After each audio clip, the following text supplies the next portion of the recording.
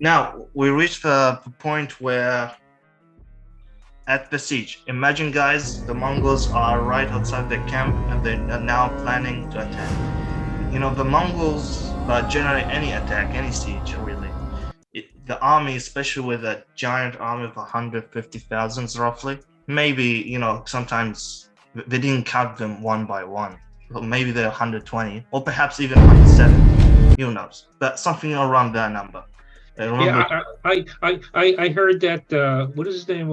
Hulagu, the general. He for the army when Moki sent him, he picked one out of every 10 Mongolian soldiers went into his army for this siege of Baghdad. So that's one tenth of all of the available forces and that's including, you know, from China. So that's a lot of people it's a lot of efforts to put into one siege. So yeah, and they knew how serious it was. yep. They know how serious it Like was, that, but it was even more serious. That's the thing. But they were lucky as well because the leaders were not really equally equivalent to the Mongols' caliber. They weren't up to the task basically. The thing is, so every siege goes with waves. So the first wave, the vanguard, or actually before that, just a little note: the big portion of the main Mongol army, not the main in terms, the main camp soldiers, the veterans, the actual Mongols, but the Mongol army that came with them from the one that actually did most of the conquering of Persia and all that stuff, were Tatars. They're like kin to the Mongols. Weren't fully Mongols. The Tatars are neither Turkic. They're more Turkic than they are Mongols, but they're like between Turks and Mongols. And the Mongol force, the main actual Mongol force, still not really small. They're still like at least 50,000. So, and this vanguard, a big portion of that, we don't know how much, but not over 50,000, were fully on horseback. That's the problem. The thing is, Baghdad has a system, even the area which the Caliph control isn't just Baghdad. There's few small cities outside. There's a little area in southern, a little bit more southern, but also central modern day Iraq, Mesopotamia. That area is fully under control of Baghdad. And there's actually other system defenses outside of Baghdad. Just like any capital city, there's castles in the way, and there's 10 main castles that are designed, but like the geography point of view, if you look from above, they're designed in a way that if you attack one, all the others could attack you. Like they could send cavalry and skirmish you. So you cannot attack one without the others could provide support, except for the first three, because, you know, after you get through the first three, you destroy the first three, then you are like encircled, so to speak, from three directions.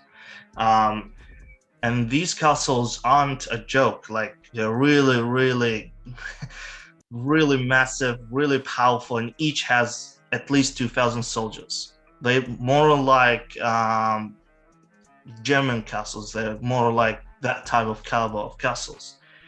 The vanguard of the Mongols, because they're fully horseback, they just went through. They just ignored them. Yeah, And which was the best thing to do, right? yeah, and they let the other guys behind them to deal with these 10 castles, and the main army just the main general force just went through. And that's what terrified the city the most, because we need to remember, like, we need to give a little bit of historical context, because I'm trying to build it like if it was a movie, just to imagine it for you guys, for talking about the guys who are watching us. So the thing is, back in the days, they didn't have WhatsApp, for example. Okay, messages takes weeks at least, and you need to make decisions based on these messages, and they could be faked as well. They could be intercepted, and the guy who's sending you the message isn't the right guy. There's also the systems to fight that. There's some techniques. However, more or less, everything is fishy. And when the entire Mongol force, or at least the main force, is fully horseback, they can move really swift, far faster than your system of messages and all these organizational method we were using at the time. The technology isn't up to like the Mongols were moving as if they were trained. But they don't even need to build the tracks. They just move. They're like a hurricane. And that's really, for a proper army, really confusing, because the Mongols generally are not fully, like they're not fully modernized by the standards of the time army, but they had many tricks up their sleeves, and they introduced a whole total table flip techniques. One of them is the entire army is horseback. And they excelled in it. They're not the first, but they excelled in it. They had their special techniques. And because of that. And the other thing they always used was they would fake a retreat, and they'd draw their forces that they were fighting into a. Yeah, that technique, the feint retreat has two versions. There's one version where you do it right in the mix of the battle, and that's the most famous. But they have feint retreat on a country level, where they feint that they don't want anymore to fight this campaign. They fake they are retreating out of the, I don't want to say country, because country came with nationalism, but this body of governments, they fake they are retreating. They like give up, because most battles and most wars are not fully intended to take over territories. Most ones are just little by little, take castle by castle, or just skirmishes. Even if it's like a whole army, such giant army, not always it meant to like trouble the capital. So sometimes they feint retreat on a giant level. They feint retreat the entire army, and then to make the opposite army go deep and chase them, where they could break out, similar to Napoleon tactic, when in terms of break out to cause, so to speak, but it wasn't similar, of course. But the idea, they break to small units, and they just encircle the main bulk of the enemy army, and they destroy them that way. That's like a very, very brief explanation of feint retreat tactic on a giant level, on a war level, not just battlefield level. And they did that also against Abbasid in Baghdad, but mainly the main thing is the vanguard.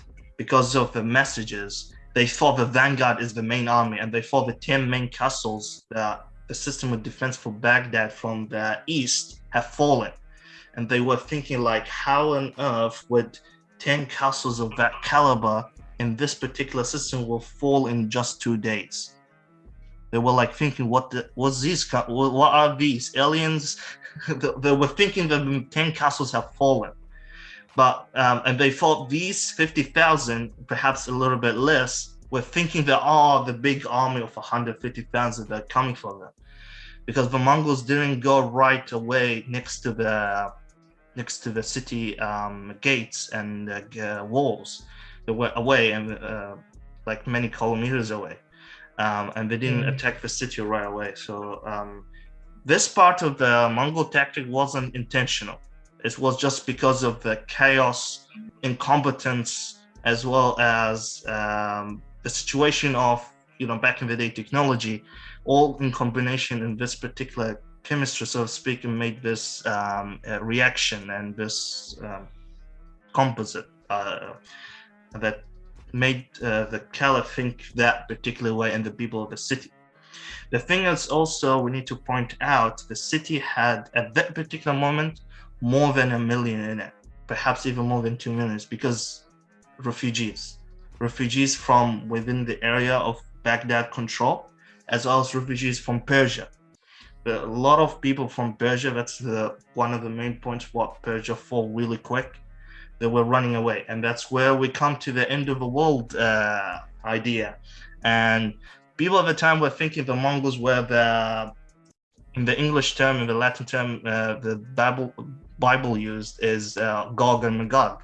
Well, they were thinking that the Mongols are the Gog and Magog, and because any scholar, even at the time, will tell you that's basically BS. But the people, the common people were thinking that way. And when the common people, because again, information travel back then much quicker, and much slower, but the Mongols moved much quicker than information could travel. That's the thing. So when the people understood that the Mongols are not Gog and Magog, especially back in the days, actually, because there's no print, even the knowledge of religion of Islam isn't equal everywhere when it comes to the common people. So not everybody is as knowledgeable about Islam as, for say, today. But of course, the scholars are a different thing, but we're talking about common people. So when the common people realized that the Mongols are not, they're not Gog and Magog, it was too late. That's like when they attacked Damascus. So too late. So that also applies to the psychological impact of the city and how the people were thinking. So now let's come to the siege. What happened is, before we come to the siege, we need to talk a little bit about Baghdad itself, the walls and what's going on, and how they could have not easily, but they could have defended themselves. One point is the Mamluks were actually preparing an army, but more or less, if people watch The Hobbit, in the first movie, when the elves came to help the dwarves with a dragon, but then they saw it's too late, that basically the Mamluks with Baghdad. That basically what happened. So you're talking about the Mamluks from Cairo, yes, Egypt, right? Yeah. But this particular Mongol, but this particular Mamluk army came from Damascus, to be exact. Oh, okay. Yeah, because Levant was under control of the Mamluks at the time. Yeah. So basically, the Mamluks are saying, instead of helping Abbasid, we better get ready ourselves because we're going to be next. Yes, that did happen, and that's why they didn't send really that much a big army, but still an army that mostly cavalry. That's a catch. Was like under 20,000. Still could do something. I don't think so. It would still have stopped the invasion of the capital. At least, the Mamluks were thinking that the people at Baghdad were that incompetent. But the catch is... I kind of think that the Mamelukes were gonna go. We're gonna have to face these guys in a year. We're gonna give up the Abbasids and try to entrench ourselves. Take on the and they did, right, at the Battle of something, Jahud or something. Ain Jalut. At the Fountain of Jalut. Yeah. And it's also, there's the Seljuk Turks that could have helped, right? The Turks could have helped, and they didn't really help either. Yeah, at the time they were called the Sultanate of Rum, R-U-M, which is funny because that's like Rum, the thing that's very famous in the Caribbean. But anyway, I don't know why it was called Rum, but yeah, that's the last Seljuk force in the area in Anatolia. They drank rum and hotels. No. Yep. It's funny. The Mongols had just gotten finished with the assassins right before this. Yep. They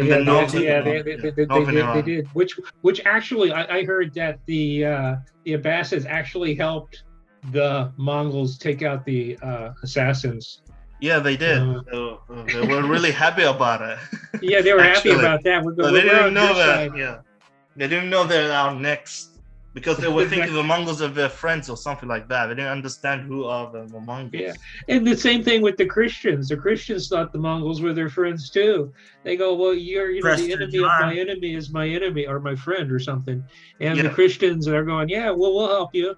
And especially up there, you got Prester John, riding with them. So Yeah, the thing. people didn't realize, except for maybe the Mamluks, I think, realized that, you know, they're coming for us next. We're gonna get ready, Yeah, and the maybe the Christians. Japanese Yeah. too fought them off. Yeah, Japanese was the hurricane. Let's be yeah, honest yeah. The about it. kamikaze. It Yeah, was let's the not get wind. there. Yeah, It's just that let's stick to Baghdad. yeah, sure, sure. Yeah. And in terms of where we're up to, um, So the owl wakes up and basically he's surprised by the fact that he's surrounded by uh, Mongol armies, right? yeah, yeah, And it doesn't. I mean, he sends out like 20,000 cavalry to fight the Mongols, and he actually beats them, right? In some initial skirmish, and then they settle down for the night, and the rest of the Mongol army shows up and kills the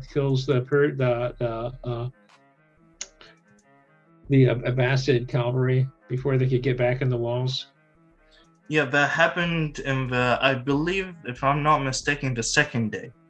The second day, yeah. Yep, So yep. the Abbasids originally thought they were winning, and Yeah, the thing that saved were. this cavalry. Yeah, the thing that saved this cavalry. At the time, was still the main army was still going back. Remember the 30 to 50,000, the main general, all the army staff were there. We're trying to go back. However, it's a big army, and they brought with them too much supplies, and they didn't want to lose the supplies, and we didn't know who the Mongols are, so they were taking their time. That's separate from the Mamluk tiny force that were trying also to help enforce the city of Baghdad. They try more like to make Baghdad like Stalingrad, so to speak. They were thinking that way, the Mamluks. Then what happened is this cavalry that came out of the city of Baghdad, the 20,000. Half of them were the Sultan's own personal guard, and the other half are the nobles and things like that. We weren't fully professional, but the thing that made this cavalry force really powerful is they were ultra heavy cavalry. They were really armored. They know about the Mongols being horse archers, and they bought shields with them, and they didn't bring. Yeah. They didn't bring very long pikes, or you can say long lances as heavy cavalry, which usually do. They bought spears and shields with them, in addition to them being really heavy cavalry. Whereas the Mongols were very light cavalry. Yeah. Much smaller horses. Yep. The thing about this particular heavy cavalry, the thing is, they bought multiple layers of armor. Armor isn't, for the people listening, armor isn't that heavy. But in this particular moment, they want it to be more like an arrow. They just want to hit, turn around, and go back. And so they bought multiple layers of armor for that particular moment, just to be 100% sure the arrows wouldn't get through, because there wasn't plate armor back then. Not so much. Very expensive back then. So they bought like multiple layers of mail, multiple layers of scale armor, and also the horses, same to the horse. And it was really powerful, and the veteran soldiers, the so they were well prepared. But the next day, didn't the Mongols like break some type of dike on the Tigris or something and flooded their? That happened. So all this heavy armor and their big horses got stuck in the mud, and they couldn't move. And then the Mongols came up with their light ponies and like destroyed them. And actually, not just the Mongols, there were some Christian heavy soldiers also involved in that in this one. In that attack. The attack. It was mainly ground force because the horses rendered useless at that particular moment. The thing is, in the third day, that this particular Abbasid cavalry just got too cocky. That what happened, and they went way too deep, like way away from The walls. the walls and the archer support. And when that happened, the Mongols flooded portion of I think Tigris River, right? Yeah, it was tigers, I think. Yeah, Yeah, Tigris. they got flooded. And So I thought that was happened. funny. That's pretty clever. Yeah, all these Yeah. Abbasid soldiers sinking in mud. And that actually had a lot of psychological impact on Al-Mu'tasim himself in particular, because I don't know what he was thinking really, but it's very obvious he's psychologically really weak. He's just completely not up to the task. Yeah, no, I don't think he was thinking. I mean, he had like two choices. He could have prepared to fight, or he could have gave up, and he did neither. He just sat and waited for something to happen. And Yeah, he did neither, but he did more nothing surrender. good was going to happen. Yeah, he did neither surrender 100% nor fought 100%, but he did more 60% towards surrender, 40% towards fighting, because this is the thing why I don't understand what he was thinking, and even the people around him. He was Because thinking many of the people- next party, right? He wasn't thinking. He was hoping this whole thing would go away. You know, Yeah. I know how he feels. I do that all the time, right? If there's a problem like at work or something, you just wait long enough, it will take care of itself. You know, like You know what I think? I think that the answer to my question is being answered now. So the people in Baghdad, they didn't know. They didn't realize how bad it was going to be. But no, they were started still to. trying. They were still trying to get into Baghdad. I mean, that was the worst place you wanted to be, right? All these people Right. who were fleeing the Mongol hordes, right? The last thing they should have fled to was Baghdad. They should have fled to Damascus or anywhere but Baghdad. No, but when the Mongol armies were outside the gate, and the people of the city were still thinking maybe we can get through this. But when the palm trees started getting catapulted over the wall, they were probably like, you know what, we're screwed. We're really well, screwed. you know, I thought was the first thing you talk about the walls of Baghdad, right? It's sort of like the bags. The Mongols built another wall outside of that wall, right, to surround Baghdad. So they had the Baghdad walls surrounded by Mongol walls, so nobody could leave. I mean, if you're in Baghdad and you're on the wall and you see them putting up walls to surround your walls, then you know you're in trouble, right? Because now you can't even escape. Yeah, you know, you're stuck in there. Yeah, surrounding a city with walls. Yeah, surrounding. That actually happened a lot in history. Yeah, Caesar did that.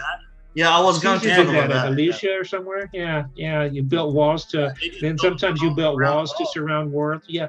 With Caesar, he actually surrounded a city, a fortified city, with another wall, and then their reinforcements came, so he built another wall to keep out the outside people while he had an inner wall. We never got that far, but the Mongols did create a wall that completely surrounded Baghdad. So even if you wanted to escape, you couldn't. It was too late, right? There was this killing field between the two walls, and the Baghdad didn't have any siege engines. They didn't have any of these trebuchets throwing. What was they? They were throwing trees into palm trees. They cut down the palm trees and throw them on the wall. Yeah. I hope they still had coconuts on them. No, palm trees don't have coconuts, do they? They have dates, yeah. Those particular palm trees have dates. The thing is, Baghdad had all the resources could have, but they didn't prepare it because, trebuchets and stuff like that, you don't have them installed all the time. This is the thing with any siege. When you know there's a siege, you would do it right then. Or when you think there's possibly a siege, you will stick them up together. Like even the enemy, when siege towers, they don't bring the siege tower as it is. They build it on site, the attackers, and sometimes they don't build it entirely. They have certain sections built separately, and they just attach them together. So the Baghdad didn't do any preparations whatsoever, zero. And the thing is, no matter how powerful your walls are, if there's nobody to defend it, what's the point? That's what happened. Yeah. Well, yeah. I think how I mean, he was thinking like Baghdad. It was like 500 years by that time, right? 500 years is a long time, right? Yeah. I mean, I think he felt just inertia was going to get him to the next generation, right? It's like what United States is only like 250 years. Imagine like 500 years. That's a long time, right? And to see the whole thing coming to an end, right? Yeah, I mean, for yeah. them, it was Gog and Magog, right? I mean, that was the end of the world for them. Well, yeah, it was for them, but the thing, scholarly wise, the depictions and the explanation of who Gog and Magog, both in Islam and in Christianity, doesn't apply 100% to the Mongols. Although we can say it is their Gog and Magog, same thing, doesn't matter. And the thing is, the cities not only didn't do any preparations, they were way too cocky with their walls. Because now we need to talk about the walls. Because these walls, if they're protected properly, I don't think some of the Mongols could have got in. Like if the main Abbasid army is inside, the generals there, and there was a good general there, a siege expert and things like that, no way the Mongols would have got in. Because now I don't know. Don't you think that's similar to Constantinople? That's what Constantinople thought. It's worse than Constantinople. It's worse than Constantinople because these walls are fantasy level, so to speak. And I checked this information. I checked them, like, even me. I got this information just 6 months ago, and I was, what? Like, and then I went on. I got it from Wikipedia. Then I went on checking for primary resources, and it is true. Like, it's really crazy. Like, it's the walls, just the height and the thickness of the walls is enough to, like, make anyone thinking going to invade the city just go crazy. Because the thing is, these walls were built especially the circular part, but let's talk first about the outer walls, because Baghdad didn't stay the same. More people come in, they build new sections.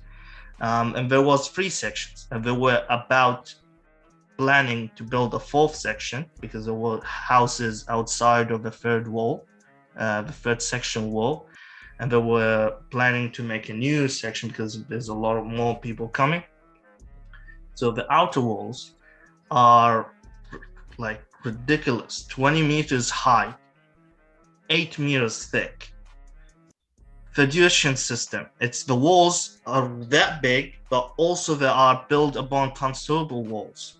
They're the same idea, but times it by 3. Each layer had 3 walls, not 2. But Federation system, and the highest one is 20 meters high, long, and not long, high. Yeah, the height is 20 meters, and the thickness is 8 meters. That's just ridiculous. And if we go to the circular part, which is the part which I think the Mongols could have got from the 3 sections, but considering how much like it is a daunting task to go through the 3 sections, when you reach the main circular sections, which is an average 34 meters high, some sections are even 50 meters high, 12 meters thick. That's just crazy, like thinking, because to get through the 3 sections, if it defended properly, you have to go house to house fighting. And everything within the 3 sections are designed to be fortified. We're not even talking about Baghdad, the first caliph of Abbasid built it, the circular part that can house 600,000 people. We didn't. We're not even talking about that particular section. But Yeah. there were the Chinese engineers, and they were knocking down parts of the wall. They didn't surrender until some of the walls actually came down.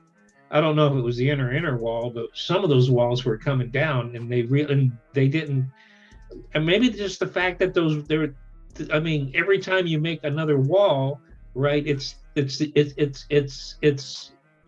radius of the circle is pi r squared, right? So every time you take the radius out, the circumference becomes larger and larger, and the larger and larger your circumference, it's obviously where do you put your troops? I mean, they get very thinly spread out among these walls. You can't.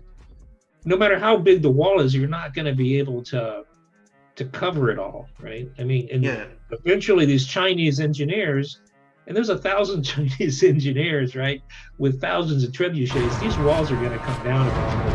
I mean, you're right. If they had 150,000 of their own engineers inside the walls, every time a wall got knocked down, they could, start repairing it. But I think in Baghdad, like you said, they just weren't prepared. Once a wall got damaged, there was no one there to repair it.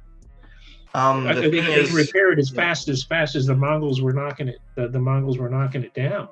The thing is, I've read this particular thing is that the idea of the walls were going down is a bit of a misinterpretation of the main source, because what the main source meant that the wall had been taken, not taken down. So taken down, because in Arabic, when you say taken down, it could mean that you have lost it, but not necessarily have been destroyed. Because the Mongols did manage to scale up the walls, but they only did that, as you explained, they didn't have soldiers everywhere. And the Mongols did that at the morning, just before sunset. And that's where then for the first wall. And then that's when the Caliph, what do you call it, like really got a big shock, and he started thinking about surrender for real. And he was trying to surrender before the battle even started, but he would but when he lost a section of the wall, he said, like, that's it, enough is enough, because he just he gave up pretty easy. And that's eventually, after the 13 days, all those walls came down. Mongol, the Hulagu, whatever his name, didn't keep any walls up. I mean, Baghdad was level, right? Yep, they did that because they were inside and outside. Taking walls isn't really that hard if you are inside and outside. What they did, the Mongols, to take the walls, they digged underneath them and they brought fire. Right. They sapped and that's them, how the walls, so those walls all fall came down. But they didn't. That was after the battle was over. Yeah. That's how they took it down. But when you are the attacker and there's active people from inside trying to stop you, you can't. It's not easy just to dig underneath. And we saw that in the last siege of Constantinople. The 18,000 inside Constantinople still fought hard, really hard, and they were digging tunnels against the Ottoman tunnels and things like that. So it's not easy to reach underneath. The fall of Constantinople didn't take 13 days. It took years, right? The final siege. Yeah, the final siege took 53 days by Mehmed or Muhammad. Mehmed, 53. That's not so bad. Yeah, but they were trying to take it for years, right? For decades.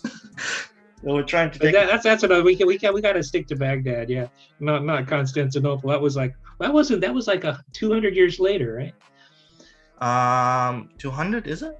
Oh 1453. Yeah. About 200 years later, they've Constantinople fall. So but Baghdad it's a lot similar, actually. Yeah. Because the city of Baghdad actually had a lot of, when they built it, they had a lot of ideas of, what is the best fortification. They started to copy ideas from Constantinople. With Constantine, right? Yeah. So, that went back a long ways. Anyways. So, and I brought a lot of more details in the notes. that would be on Gofestran website about Yeah. the walls and stuff like that. Now we need to get to the next point, and this is where it gets ridiculous. That makes this entire misery because the people got butchered and all that stuff. We don't want to They like did go get crazy butchered, about it. Yeah, more than just butchered, but you can search it in your time. It's really horrific. But even though that, what the Caliph did after this, it's really funny. That like makes you laugh. All what he did is he started to exchange letters with the Mongol leader. And remember, at this particular moment, the main Mongol army have already, I mean, by main, not the vanguard, but the main bulk, have already finished the 10 castles because they attacked them all at once with 120, I don't know, 100,000, something like that, according to the resources. What they did is, instead of attacking one by one, because if you attack one, the others will attack you, they could potentially skirmish you, they attacked all at once. And by the 13 days have gone, actually more than 15 days, because the main story started before 15 days. But by that time, these 10 castles finished and the main bulk of the army came, which had more influence on the people to negotiate for peace.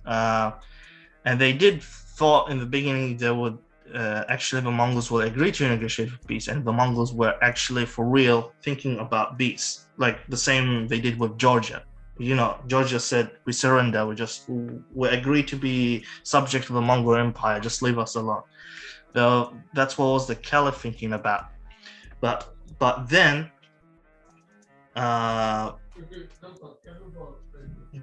there's the Mongol scouts got inside the city and it informed Hulagu about how crazy rich the city is, how good the city is, and then that's a whole different story. But then Hulagu thought about, that's it, the city must be destroyed for strategic reasons, because he's not stopping there. He wants to go fight the Mamluks. And he didn't want something from the back hitting his forces, cutting supplies and things like that. Because at that he's pissed off a lot of people. You can't leave a lot of pissed off people in your wake.